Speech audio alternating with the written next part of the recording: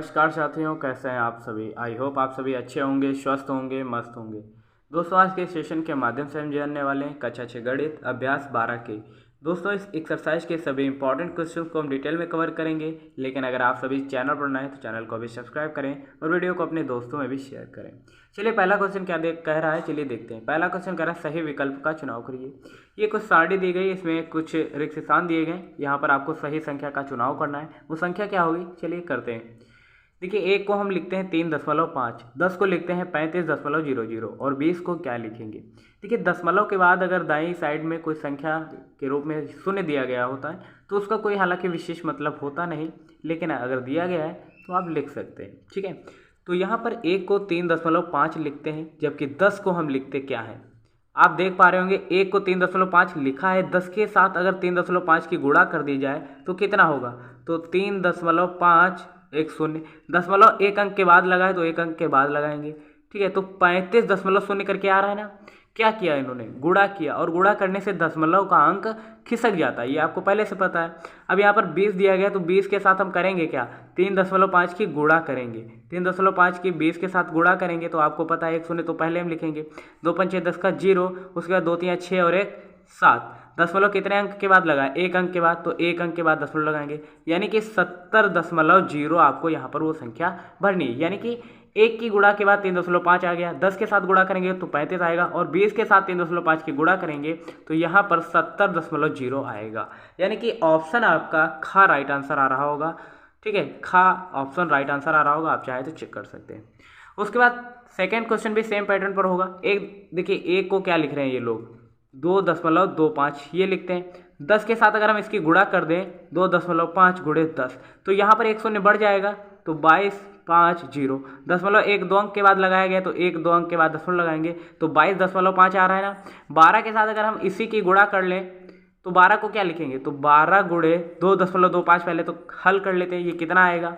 तो 12 पंचे 60 का 0, 12 दूनी 24 और 6 कितना होगा 30, उसके बाद बचेगा 3, 12 दूनी 24, 3 कितना होगा 25, दशमलव 2 अंक के बाद लगाया गया तो 2 अंक के बाद दशमलव लगाएंगे, यानी कि 25 इसका राइट आंसर आ रहा होगा। आप चाहें तो चेक कर सकते हैं, का ऑप्शन इसका राइट आंसर होगा। सेम पैटर्न पर ये क्वेश्चन होगा, आप खुद से करिएगा, कर सकते हैं। ठीक है, उसके बाद देखते हैं चौथा क्वेश्चन क्या कह रहा है।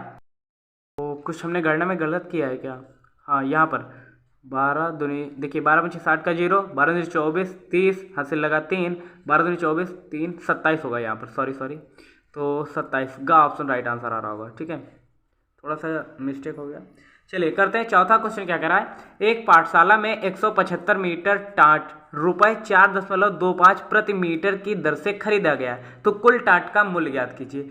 एक पाठशाला में मीटर कितना है, देखिए एक पाठशाला में 175 मीटर टाट, टाट की लंबाई कितनी है, पहले तो आप ये लिखिए, टाट की लंबाई कितनी है 175 मीटर। अब 1 मीटर का मूल्य कितना दिया गया है, 4.25। 1 मीटर टाट का मूल्य कितना दिया गया है, 4.25 प्रति मीटर का मूल्य दिया गया है। ठीक है, रुपए में। अब क्वेश्चन कर रहा है कुल टाट का मूल्य ज्ञात कीजिए। ये क्वेश्चन करने से पहले एक बेसिक क्वेश्चन आपसे मैं करना चाहूँगा। मान लीजिए अगर एक पेन का मूल्य 5 रुपये है तो 2 पेन का मूल्य कितना होगा, 10 रुपये होगा। आपने क्या किया, गुणा की ना। सेम पैटर्न पर आपको करना क्या है, 175 मीटर देखिए टाट है, और एक मीटर टाट का मूल्य कितना दिया गया 4.25। तो अगर आप 175 और 4.25 की गुणा कर ले तो आपका जो आंसर आएगा वही राइट आंसर होगा, क्योंकि टाट का मूल्य कितना होगा, देखिए 1 मीटर का मूल्य कितना है 4.25 और टाट की लंबाई कितनी है 175 मीटर, गुणा कर लेंगे, जो आएगा वही आपका राइट आंसर होगा। आप चाहें तो कर सकते हैं। ठीक है, चलिए करते हैं गुणा इसकी। 55 25 के 5 2, 5 7 35, 2 कितना होगा 37, 3 5 कम 5 3 8। उसके बाद 2 पंचे 10 का 0, 2 से 14, 15 के 5 हाथ से लगाए, 2 कम 2 1 3। उसके बाद सॉल्व करेंगे, 4 पंचे 20 का 0, 4 7 28 30, 3 4 कम 4 3 7। अब इसे ऐड कर लेते हैं, 5 7 8 5 13 हाथ से ले 4 7। अब आपको यहाँ पर दशमलव लगाने में दिक्कत आएगी। दशमलव कितने अंक के बाद लगाया गया, 1 2, 2 अंकों के बाद दशमलव लगाया गया, उसके बाद 1 2 अंकों के बाद हम भी दशमलव लगाएंगे, यानी कि 743.75 रुपये उसका मूल्य होगा। टाट का कुल मूल्य कितना होगा 743.75 रुपये, और यही आपका राइट आंसर हो रहा होगा। आप चाहे तो चेक कर सकते हैं। ठीक है, चलिए अब क्वेश्चन हम नेक्स्ट क्वेश्चन की तरफ चलते हैं।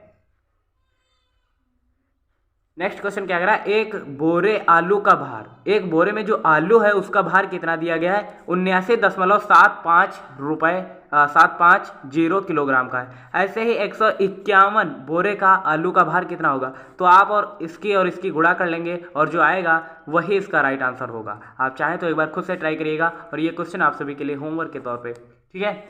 चलिए छठा क्वेश्चन क्या कर रहा है, चलिए देखते हैं। 95 किलोग्राम चीनी का मूल्य, 95 किलोग्राम चीनी का मूल्य ज्ञात करना है आपको। 16.25 प्रति किलोग्राम की दर से व्यवहार गणित द्वारा ज्ञात कीजिए। देखिए 1 किलोग्राम चीनी का मूल्य ये पहले से ही दे रखा है, कितना, 16.25 रुपये, और 95 किलोग्राम चीनी का मूल्य आपको ज्ञात करना है। अभी मैंने बताया था अगर एक पेन की कीमत 5 रुपये है तो 2 पेन की कीमत कितनी होगी, 10 रुपये। आपने क्या किया, गुणा की ना, तो 95 की हम गुणा करेंगे 16.25 के साथ, तो यहाँ पर 16.25 गुणे 95 करेंगे और जो राइट आंसर आएगा वही आपका आंसर होगा। चलिए कर लेते हैं, आप चाहें तो 55 25 के 5, 2 5 दूनी 10, 2 12, 1 5 का 30 और 31, 3 5 का 5 3 8, ठीक है। अब इसकी गुणा कर लेते हैं। 9 5 45 के 5 4, 9 दूनी 18, 4 22, 2 9 6 54, 2 56, 5 9 कम 9 और 5 14। अब इसे ऐड कर लेते हैं, 5 7 3 8 6 14, 1 5 1, दशमलव कितने अंकों के बाद लगाया गया, 1 2 अंकों के बाद, 2 अंकों के बाद दशमलव लगाएंगे तो इसका राइट आंसर कितना आएगा, 1543.75।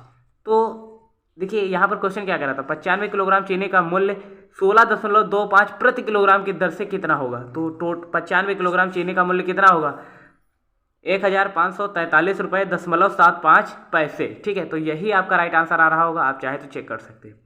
उसके बाद 7वां क्वेश्चन क्या कर रहा है, एक कार 1 लीटर पेट्रोल में 16.50 किलोमीटर का औसत देती है, तब 15 लीटर पेट्रोल में वह कितनी दूर जाएगी।